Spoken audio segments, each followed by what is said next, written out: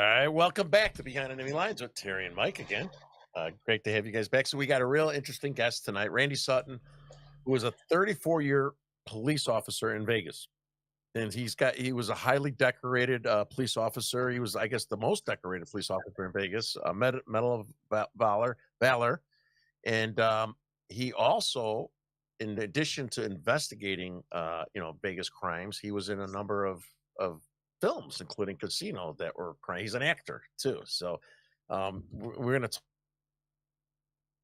Up, Terry So, froze. Up there, yeah, you're back. You're back. oh, I froze. You got me? All right. Yeah, you're back now.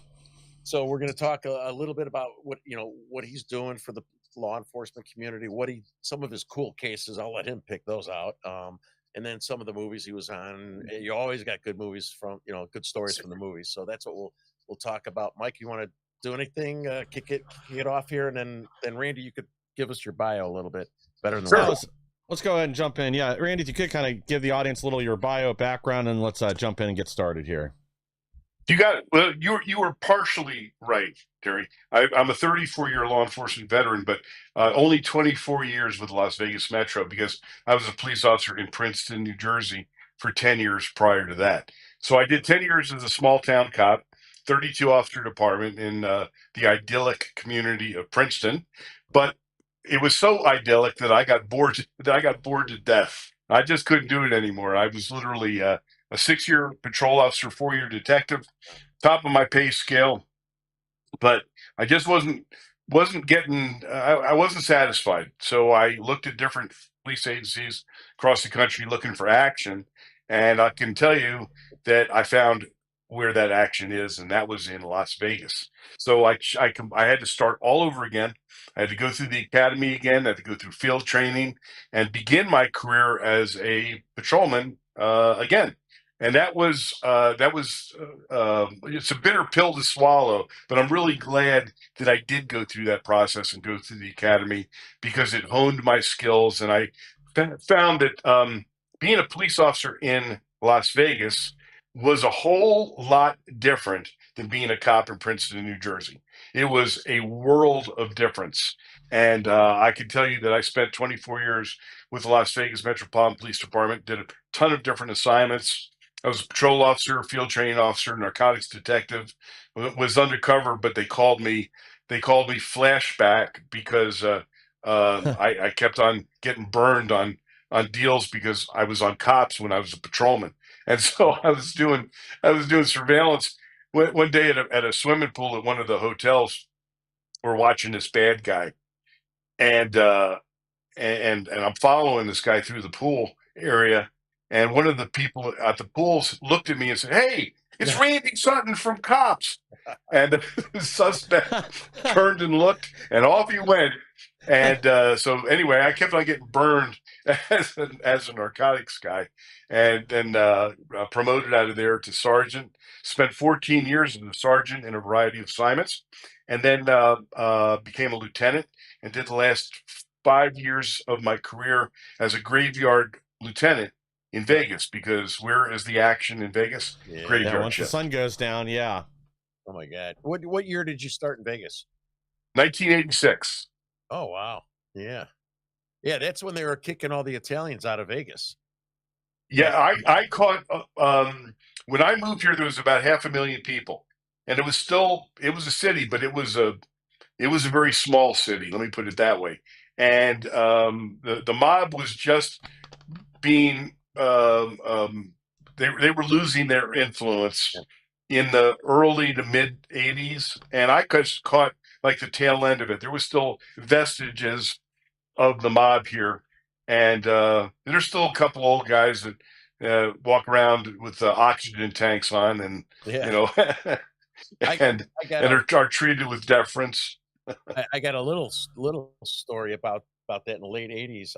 I was running this Rover's beef stand for my friend's father, me and Kenny Gaudio, and then there was this older Italian guy named Chicky. So I guess if you had a felony back then or tied to the mob, they got to kick you out of Vegas back then. Right? So there was they were cleaning them all out or something. If you had some sort of record or something, is it true, Randy? If I remember correctly, they kind of cleaned all those guys out. So under the last the Western sheriffs here. Um, he had his own squad of called the Black Glove Squad, and if you were a quote undesirable unquote, you were invited to leave town. Yeah, so I was running this beef stand for my friend's father, and he started putting stuff. He wasn't going to federal prison. He started putting stuff in my name, right? And then I'm like, kind of, and he's into some other things. And this guy Chicky would come in. He worked for a couple hours a day, and then every Friday I'd have to put $400 in a little brown bag in the freezer in Rovers. And I'm like, what the heck happened? He got kicked out of Vegas. He was I don't know what he was. I was younger. Like, I don't know what the hell he was doing and stuff. But somebody in Chicago, they took him back, and he was getting different jobs. And he would come in, work a few hours. I give $400 from the till every Friday, and he was one of the, I guess, undesirables that was kicked out. Doesn't surprise me. Yeah. So what there's so much to talk about with you. Oh my God. What were some of your more interesting cases? And then, you had different types of jobs when you were in law enforcement there. Which one did you enjoy the best? And what were some of your most interesting cases that you worked on? Well, I'm really fortunate because, and one of the reasons I went to a larger department is because you can diversify as a cop. As a police officer in Princeton, you were either a patrolman or a detective. That was the end of it. You were one of those two. When I got to Vegas with a big department, you can go to different units. You can wherever your interests lie. So I got to skirt around different places, which keeps you fresh, keeps you interested, and so I have to say that one of the my favorite job was being a patrol sergeant, field Yeah. training sergeant.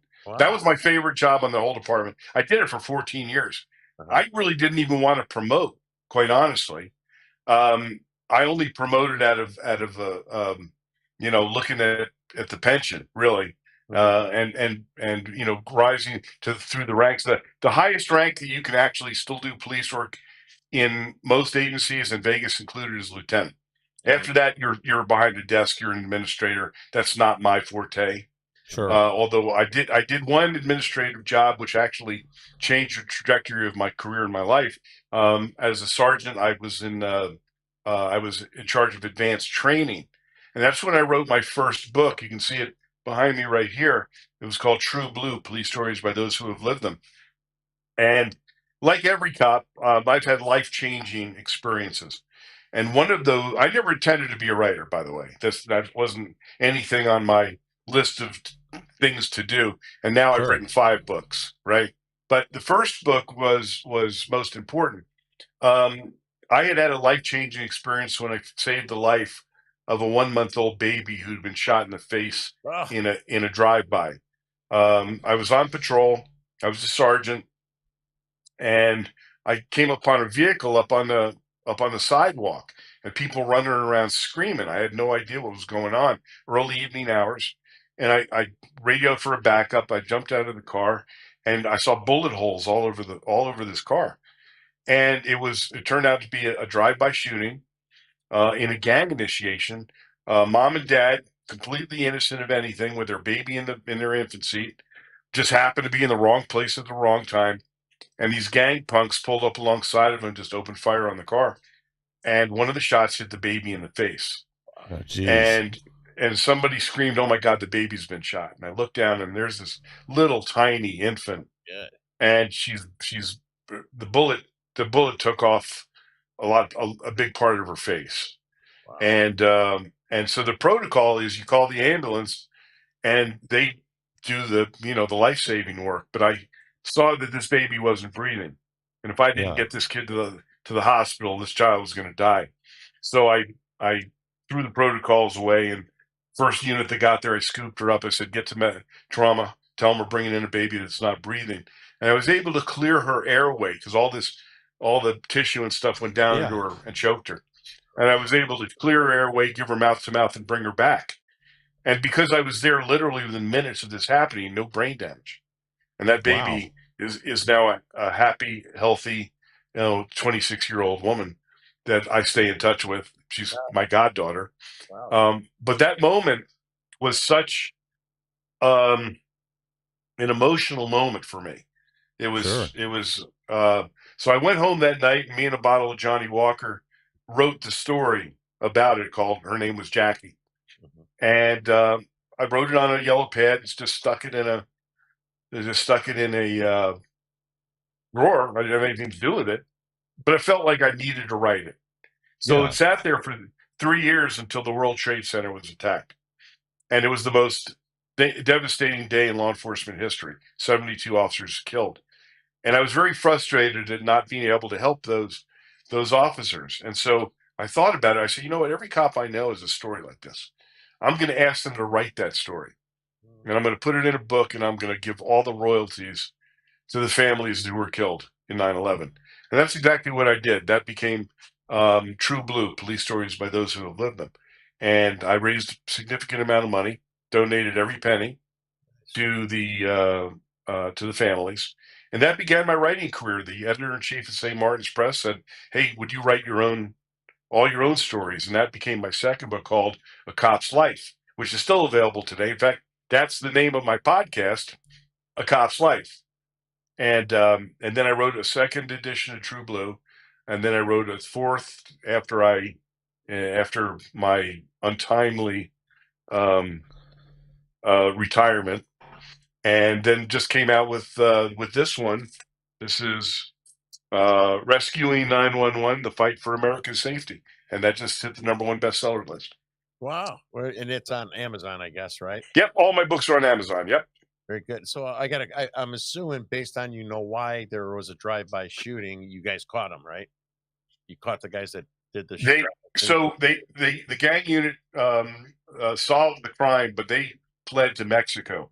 But they found out that they it was a drive-by shooting initiation, and one was eventually caught. The information I had was that the other two were killed. I don't know how true it is, Yeah. but the we're talking about a life-changing incident. Every police officer has them, and that was Yeah. one of several that changed the trajectory of my life. I mean, now because of that, writing is a major part of my life. Nothing that was planned. Yeah. No, that's awesome. I have great respect for police officers, and all the bullshit they had to go through in the last 10 or so years. And one of my close friends' son became a Chicago cop, which was like 7-8 years ago, and it's like awful time to be a police officer in the It's city. it's a terrible time to be a police officer. I went through it in the 70s. It was more cops were killed in the 70s than any other time in Really? history. Oh, wow.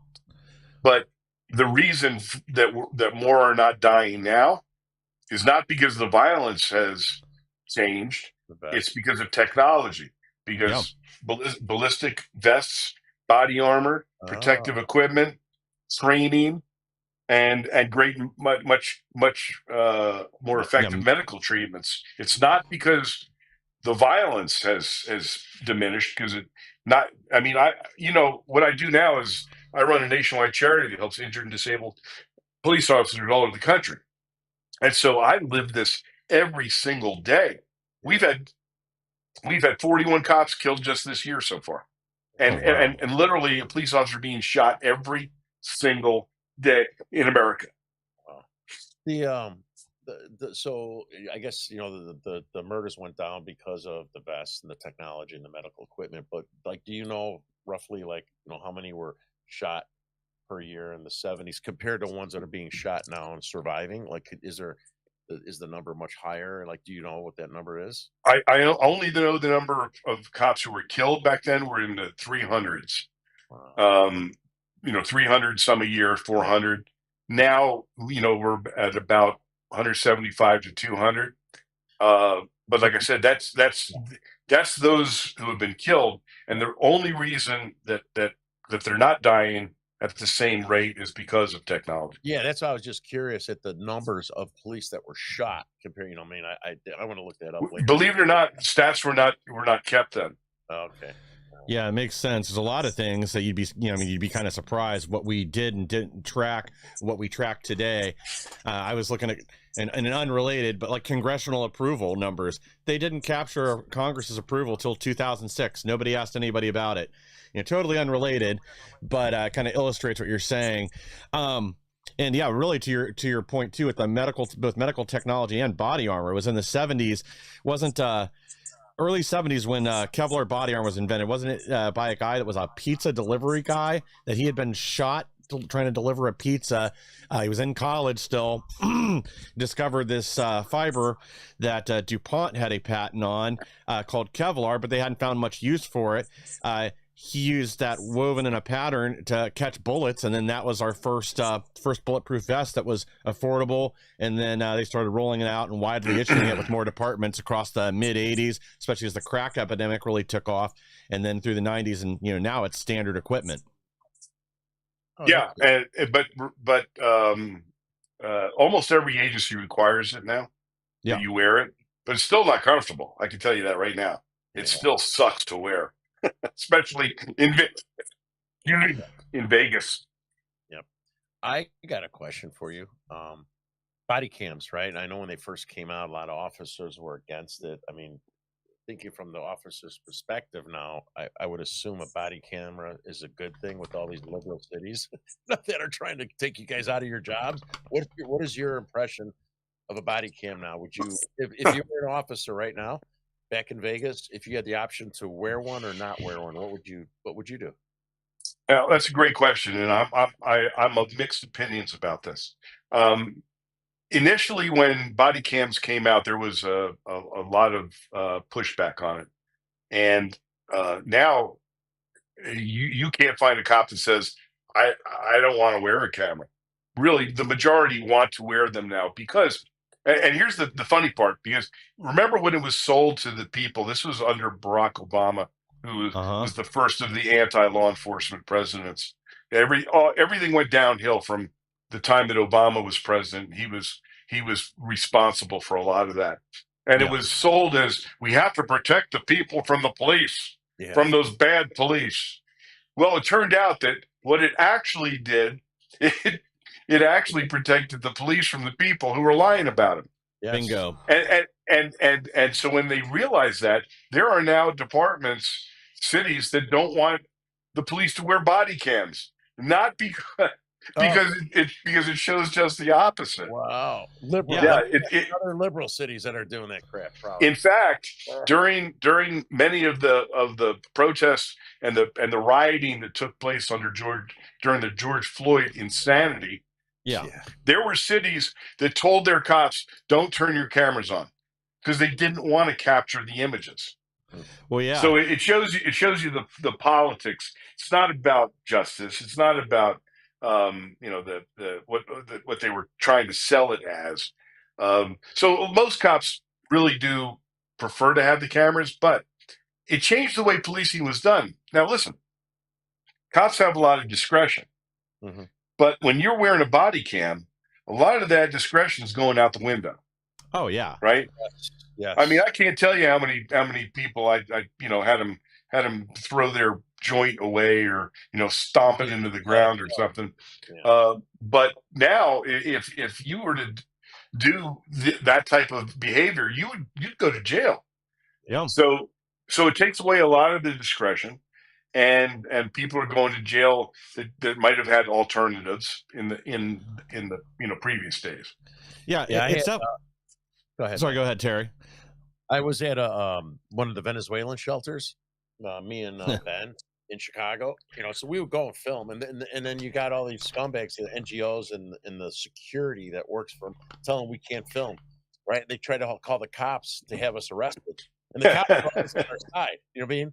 They're always on our side, and then and with the body cam that I'm not used to, right? And then they're calling, the cops come, and then I'm talking about these NGOs and the Venezuelans, and the cops are like disappointed because I'm like, oh, okay, what I mean? Because he's on our side, but he's got to be careful because the body cams were actually on. So right, so it's been a double-edged sword, but it's protected so many cops from false accusations Yeah. that it's saved so many careers, and also at the same time, it served as an incredible training opportunity because as a law enforcement expert, and I'm putting air quotes there, and as a commentator on national news and podcasts and other avenues, I get to view many of these horrendous videotapes that I see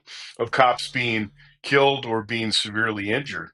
And this is something that we never, before body cams, didn't have the opportunity to look at and say, okay, what did he do wrong? What did he do right? What were the circumstances? How can we learn from this experience? How can we train our cops to be better?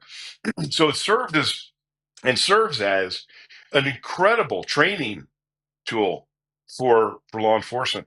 But I got to tell you, many of the videotapes that I see are of law enforcement officers who now are not using the proper amount of force at the appropriate time because they've been so. Or what's your policy on cursing here? Am I allowed to? Are you kidding me? You could curse. Okay, all right. So we've pussified the police so badly Yeah. Yes. that our cops are scared to death to use the appropriate amount of force, and these a lot of these agencies have basically intimidated their cops into the point where they won't defend themselves as they should, and it's getting our cops killed and seriously injured. Yeah, and you just had a recent example of this with some whack job with a knife going after a police officer, and I'm sorry, I don't remember what city this was in. But yeah, he waited for her to swing at him 3 different times before he finally drew the weapon and shot.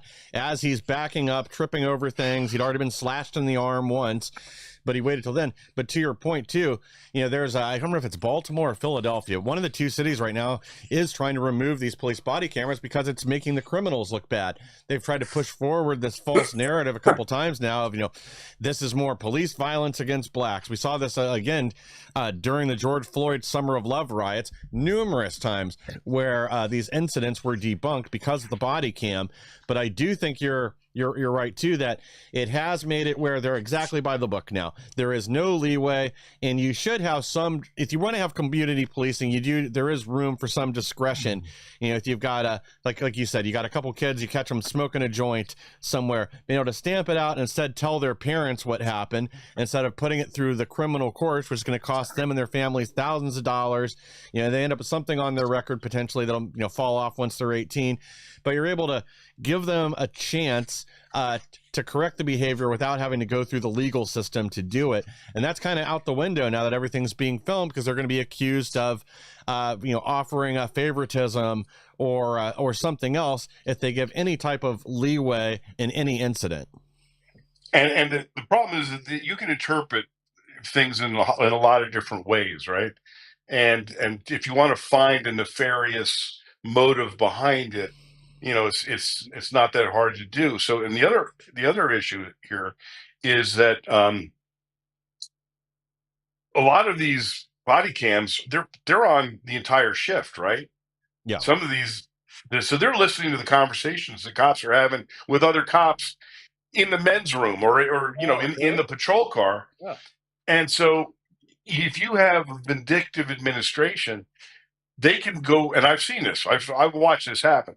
If they have an in for somebody, they monitor everything that cop has been doing. And if he cursed at somebody, called somebody a fuckhead or whatever, they do him on a discourtesy complaint, and they build a case against him in order to get rid of him. So there's all kinds of issues here, and so it's not as cut and dried as it might appear. I was in the DNC convention in Chicago. Me and Ben Berquam. I don't know if you see him on Bannon's show a lot. And we, I went dressed up as Antifa again, in the police everywhere. And I was filming too for the show, and the guy with the big black flag, Antifa punk, was just getting in the cop's face, swearing at them. And I got so pissed off because, I'm watching these police officers, this guy having this doing this stuff, and the police officers have to stand there. They have to stand there. There's another time we were downtown Chicago, and the Antifa guys were there, and the police officers were between us, and they go up to the police officers, and if you see these Antifa guys are about 160 pounds, I mean, at the most, and they get in their face. You got your body camera on, like a tough guy. Got your body camera on. The reason they're saying you got your body camera on is for two things: to keep the cops from beating their ass and keeping us from. That's saving them. That's saving them from us because the cops will get in trouble. They even one cop's like telling me it's not worth it. Those body cams are protecting these scumbags on times that don't deserve to be protected. I know you got to work within the law, but they intimidate. They try to intimidate and harass the police officers and talk disrespectful, and they can't say nothing back. Right, Yeah, exactly. I mean, it's been, and it's as bad now as it was during George Floyd at these ICE riots. It's the same thing, and it's the same assholes too. Yeah, It's the same Antifa assholes that are doing now yep. what they were doing back then. Yeah, they're just pencil neck punks. I caught it was just a coincidence. I taught a street takeover. You know what those are, right? The street Yes. takeovers. And it was all Hispanics, and they spoke Spanish, most of them. Their license plates were up. My daughter was had this art exhibit in the city, which is, I live in the suburbs, but it was in, the shitty neighborhood. I don't know why. And I just happened to go there in the middle of the street takeover in a busy intersection, red light. For 45 minutes, they're there with dirt bikes, quad racers, street bikes, everything. Doing donuts in the middle of the street, riding on the median, riding on the sidewalk. And I'm filming. Yeah. And I have tons of friends that are Chicago cops, right? I called my one buddy. And I'm like, what the hell? I go, how could this happen for 45 minutes? He's like, we're told not to go after him. This is Chicago. Yeah, exactly. This is everywhere because they're afraid that law enforcement is going to do what law enforcement should be doing, and that's we used to call back in the day. We called it hats and bats. And that meant that you wore your helmet, you had your nightsticks, and you took care of business. Yes. That's not happening any longer, and so there's this lawlessness that now that ilk is used to. They're used to getting away with it now because there hasn't been consequences in years. Well, and this is what we're seeing. Sorry, go ahead. No, so if there are no consequences, then you're going to have people doing what people do until there are consequences. And that's why we're seeing, some of the just in the last 2 days, the organized attacks on the ICE facilities that have now resulted in the shootings of 2 police officers in 3 days. Yeah. And well, I mean, and these are organized, they're planned, they are well armed, they are well equipped, and because there have been no consequences in the past for this behavior. But watch out, because the Pam Bondi is going to get your ass, and you're going to prison. I hope so, man.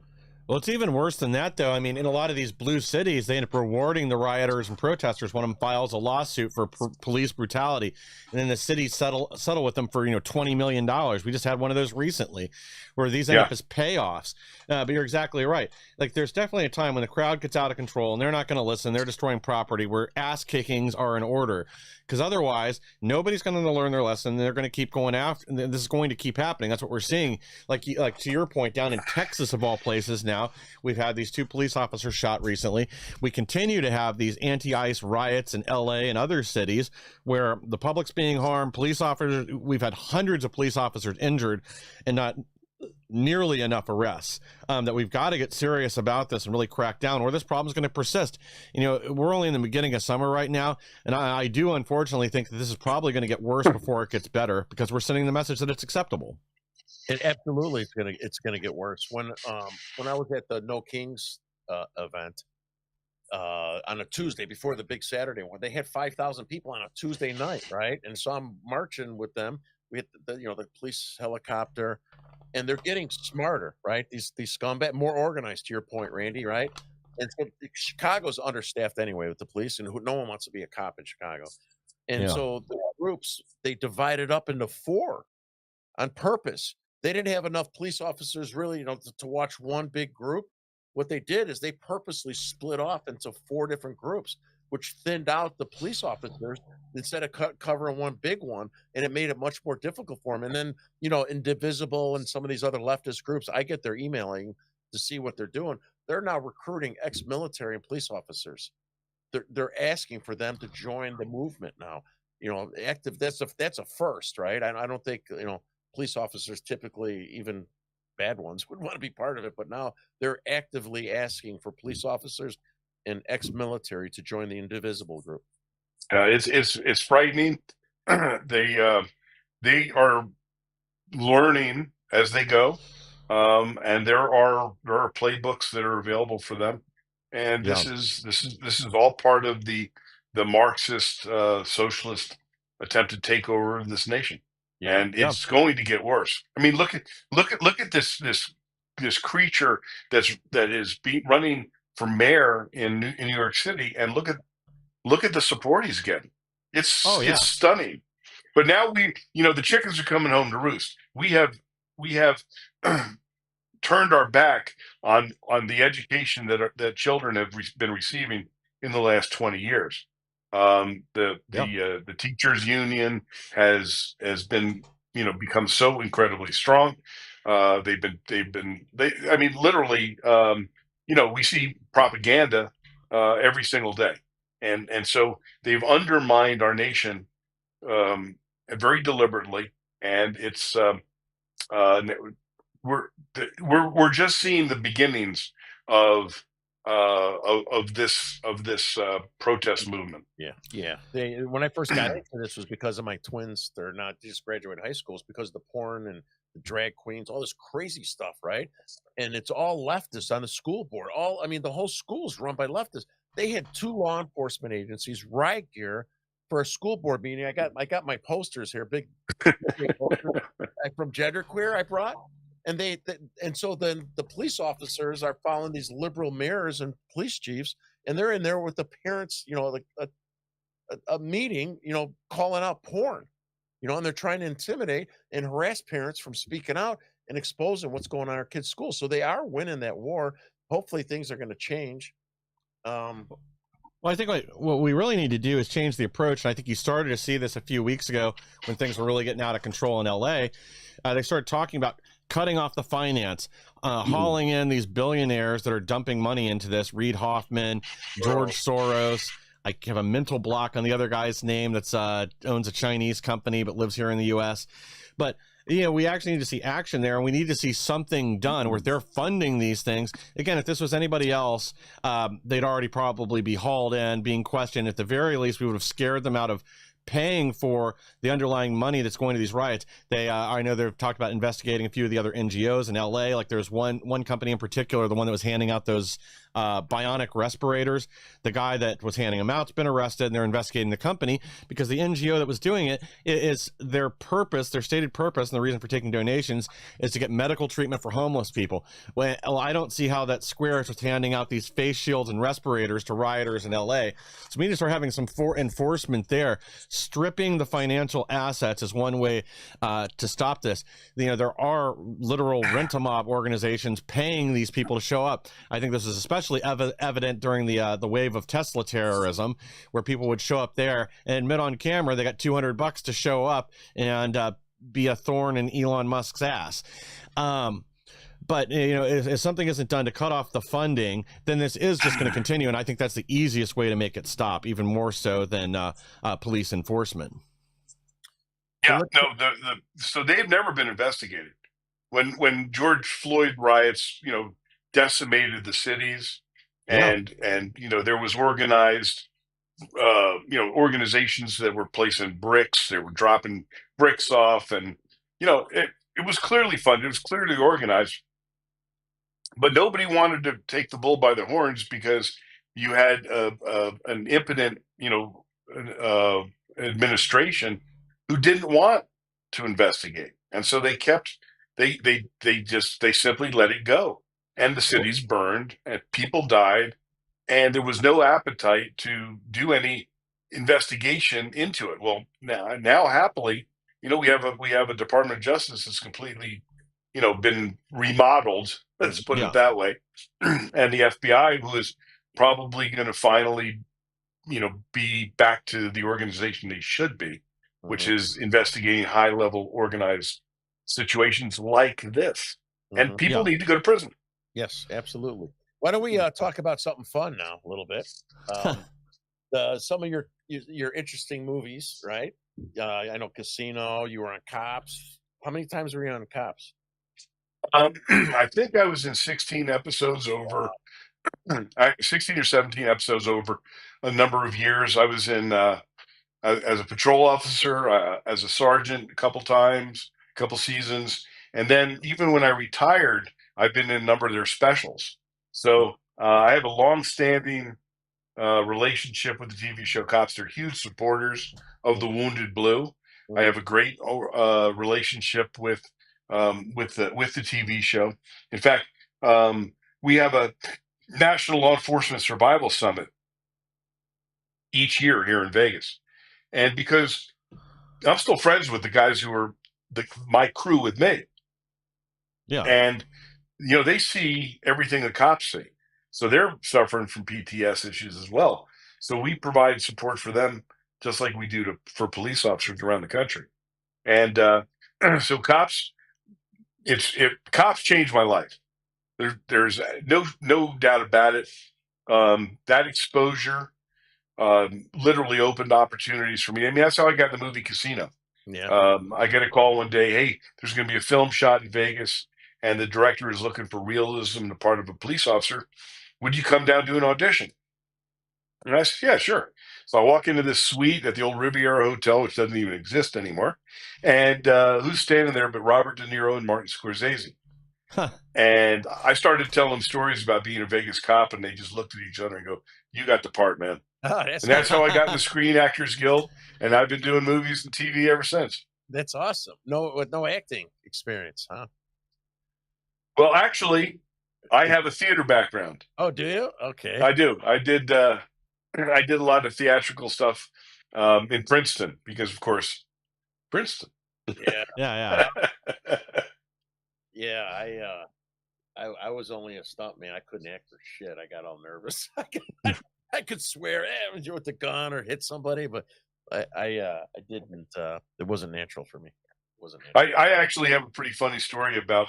I did a Broadway audition Uh-huh. when I was a Princeton cop. Now I had no ambition to actually go to Broadway, but I wanted to test myself, if you will. Sure. And so, because I had done a lot of I have a musical background, and I did a lot of theatrical stuff on the stage in Princeton, where Princeton University is. So there was an open audition on Broadway, and I decided to throw my hat in the ring, if you will. So I go to New York, and the place is absolutely, stuffed to the gills with people. And the first thing they do, and this took 14, 15 hours I was there. They bring you down to the stage, and you read a bunch of lines.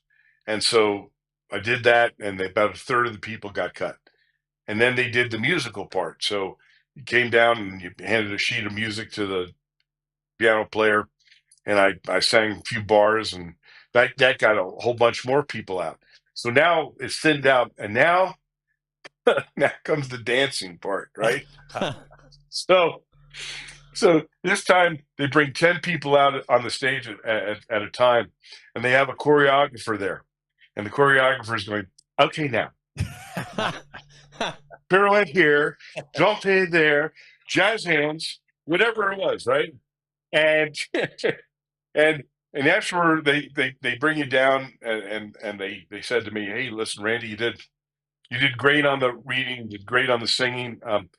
You have coordination issues? And that was it for my Broadway career. Yeah. Do you have any good stories, shareable stories from Casino or De Niro? I got a De Niro and a what's his name? Joe Pesci story. Did you have any? So Yeah, I do. I mean, believe that at this juncture of time, Robert De Niro was a gentleman, nice guy. Sure. He and I had a lot of conversations. He treated me very, very well, very gentlemanly. But I was on the set for a long time. My little part, I was on the set for 3 weeks, so I got to interact a lot with he and with um, Don Rickles, who was a funny son of a bitch, and but not. It was the 25th anniversary of the movie Casino, and I was contacted by magazine, I forget, Variety, one of those, and they said, "Do you have any memories that you can share about the movie Casino?" And I said, "I have one really specific memory that I think you'd like." And they said, "Okay, what is that?" And I said, "Well, my scene was with Robert De Niro and Sharon Stone, but Joe Pesci was on the set. So one day I'm walking by his dressing room, and Joe Pesci is about 5 foot nothing, right? Just small. And he was standing there in a ratty old bathrobe, and he had pink bunny slippers on, and he was smoking a cigar about that big. And it was just an amusing. So I walked by him. I looked at it, I said, "Nice slippers, dude." He goes, "Oh, yeah. Well, fuck you." And I said, "I got a New Jersey fuck you from Joe Pesci." I said it was worth being there for 3 weeks. Yeah. And they printed it. Yeah, it's good. I worked this is the De Niro. I worked on Mad Dog and Glory, with Robert Uh-huh. and Bill Murray. And so we were in Uma Thurman's living room, or no, maybe his living room. I don't remember. So Bill Murray's always late. Always late. And in this case, he was on time, and then De Niro was late. And in Chicago, you got the Teamsters, my union, it's mostly Italians, and back then it was. And so De Niro comes in late, and it was kind of confined, and then Bill Murray goes, "Mr. De Niro, you could finally make it. What were you out because Bill Murray's always late. Were you out talking to your mafia friends?" He started screaming, "You mother effer. I want," he started swearing, "Shut your effing mouth. Everyone wants to tell you to shut your effing mouth. I'm tired of you. Go F yourself." And I'm like standing, I'm like, holy shit. Then the director's like, "Hold on, all right, hold on." And then they snapped, and then they started acting. And it was like that quick, and I'm sitting there thinking, "Holy shit!" He goes from like yelling and screaming at this guy, ready to fight, and then the other Joe Pesci story was, what was it called in Chicago, The Graduate or something, when the kids stole papers and Joe Pesci was a bum. So we were shooting a scene when he's coming out the back of the house, and they had snow all over the place. You got to use man-made snow when there was not snow. And I'm standing next to the car. I had to walk around the car, and so did Pesci, and we got footprints on there. And the special effects guy is like yelling at, not yelling at us, but what the heck? And I'm standing next to Pesci, and he's like, "What the fuck? What the fuck did you want us to do? Where are we gonna walk?" He's like, he's about up to here on me, and he's yelling at the guy. And I just he acts like he acts when he was in person, like he does his character kind of. I don't know if you Yeah. that, Randy. He kind of acted like he was acting, but it was himself. Yeah, yeah, Yeah. yeah. And then let's see what else we got, because I think we're almost running out of your time. It was 45 minutes. I can't see here. I'm deaf. I mean, Yeah, we blind. Blind and deaf. I'm supposed to have it here. I worked on The Untouchable for the color the TV episode. And like Mhm. when I was younger, I didn't wear the ear protection and tell people how loud those guns are. And what they have to understand is they're real guns, except I think in some cases they're louder because they're shooting blanks. There's no lead to muffle the sound. And the whole year I didn't wear it. I'm almost totally deaf in this ear. That's why I Oh said boy. that's why I said deaf instead of blind. I'm a little bit of both. I think we're running out of time. So do you have any you got charities and stuff. Any closing statements you'd like to make? Yeah. So the most important thing that I've done in my career is what I do now, and I founded an organization called the Wounded Blue. The Wounded Blue is a nationwide charity that helps injured and disabled police officers across the country, and we have helped more than 15,000 police officers Wow. in the last 5 years. Officers who've been shot, stabbed, beaten, run over. My entire team is made up of cops who have been injured, either physically or emotionally and psychologically, and we provide peer support. Our motto is "Never forgotten, never alone." So this is the most important thing that I've done. We've saved lives, we've saved careers, We saved a life this week from an officer who was suicidal, and we helped get them into treatment. So, of all the things that I've done, this is the most important. So, I would ask any of your viewers or listeners to go to thewoundedblue.org, see who we are, see what we do. If you are law enforcement, you're struggling, you don't have to do this journey alone. There are people that care, and the Wounded Blue is that organization. But we can't do it without people that support us. And literally, we struggle every month to make the bills. Like a lot of small charities. We're not tunnels and towers where we're making millions of dollars. Yeah. And by the way, I don't take a salary. I live on my pension.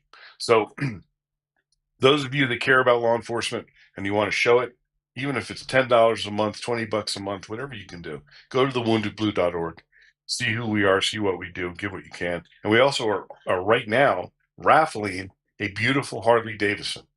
And so for every $20, you get 18 entries into the raffle. Go to thewoundedblue.org and check that out. So you can donate to the Wounded Blue at the same time win a chance for Harley. I gotta buy raffle tickets. Yeah, and to No, our you got to audience- buy about 100 raffle tickets. That's right. To our audience, I just tweeted that on the Ex American News account. It'll be in the comments there. I'm going to pin it in a second. So it'll be the top on this video if you're watching us on X. If you're watching us on Rumble or another platform, go to the X account and you'll have the link there. Donate 20, 30 bucks. Anything you can will help. Again, we're talking about America's finest, and these are guys that really do need your help. They've made a massive sacrifice, their personal life and their life in general, to help their communities, and they don't get the attention or the recognition they deserve. Yes. Much appreciated, fellas. Yeah, thank you, man. I appreciate you coming on. I look forward to meeting you if I'm in Vegas next time I'm Well, you let me know. There's a cocktail and a cigar waiting for you. All right. Perfect. Well, yeah, well, I think we'll probably be heading to Vegas for some political events over the next couple of years, since that's where a lot of people like to hold them, because, I don't blame them. Vegas is nice. I've only been there a couple times myself, but a beautiful city, and I'd like to actually get out there and maybe do a little gambling this time. There you go. At least play the slot machines. Thank you, Rand. I'll let you go. We overextended the time you gave us. Appreciate it, man. Well, I appreciate you guys. Thanks for having me, and it's great talking to you. Thanks, buddy. Well, thanks for being here, and again, to our audience, please go to that link. It's pinned in the comments now. Again, go help out any way you can. And then, are we wrapping up, or? No, I think we got a few minutes left here, right? Yeah, we got a few minutes still. We started a little bit late. Jesus, what do we want to cover? Oh, so I'm going to be gone next Tuesday and Thursday.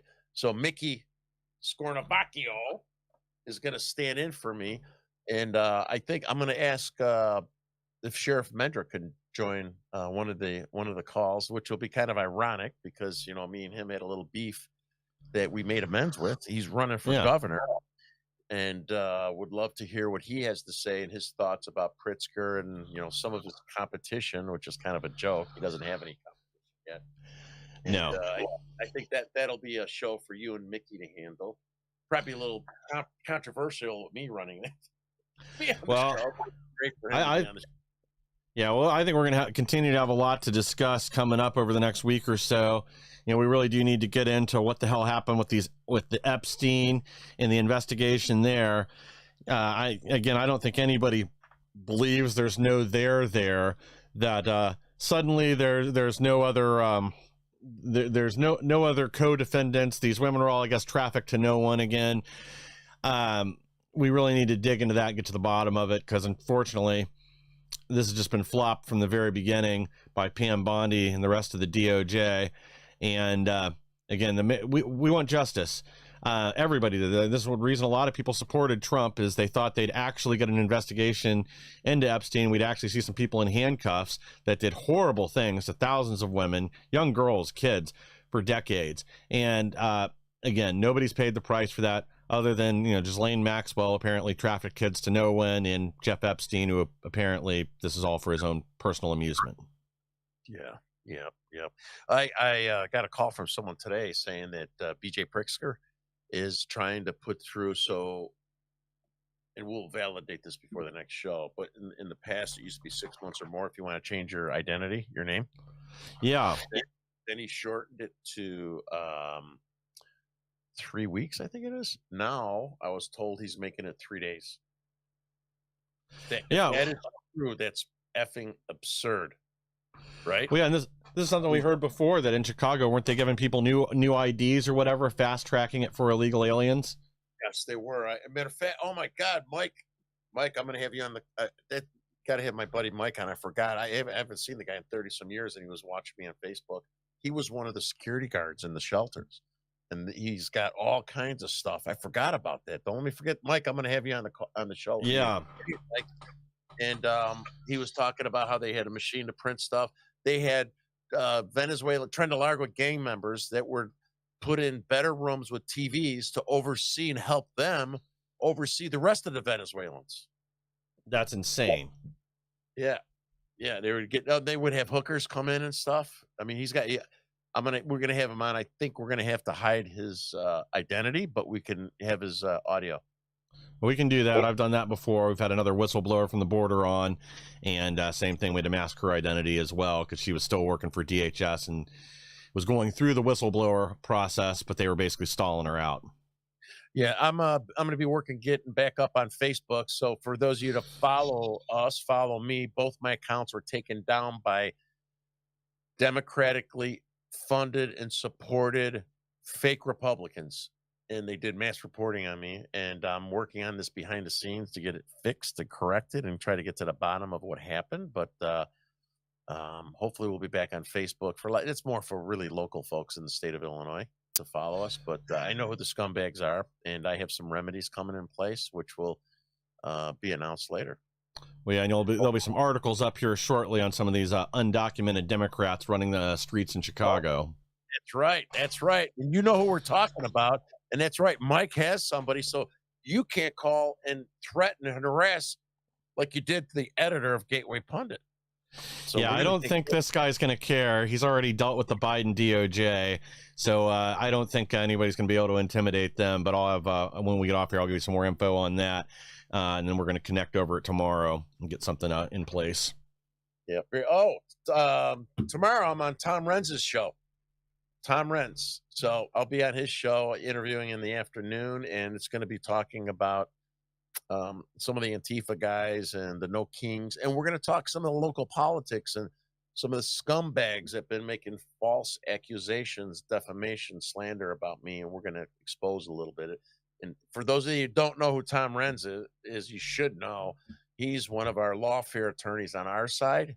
He's a big guy. He's a kind of in-your-face F you kind of guy, and we're going to have fun on tomorrow's show. So you got to make sure. Look on our X channel, look on X America. If you guys want to repost it too, it'll be a fun. All right. Yep. Yeah. Tom doesn't live too far from me over here. Actually, he's he lives where Annie Cyrus used to live a number of years ago. His office over there. Yeah. And then tomorrow on the insurrection, we'll have Scarlett Karoleva. She'll be on with us again. We're going to discuss a lot of what's going on in Europe. We're going to discuss the fallout from Epstein. Look at Britain may also be on the verge of a civil war right now. A lot of the people there are sick and tired of the boat migrants, what it's done to their country and to London, and they're beginning to fight back and push back, even though their government's gotten more and more tyrannical. We've obviously talked about some of these stories where they're arresting people for Facebook posts, putting them in jail for longer than rapists. So we're going to discuss all that, discuss some other developments out of Brussels. That the populist right movement is starting to actually see some real power in the EU and is able to force some changes there. So we're going to have a bunch of updates for some of our neighbors across the pond. Very good. Very good. I guess we're done.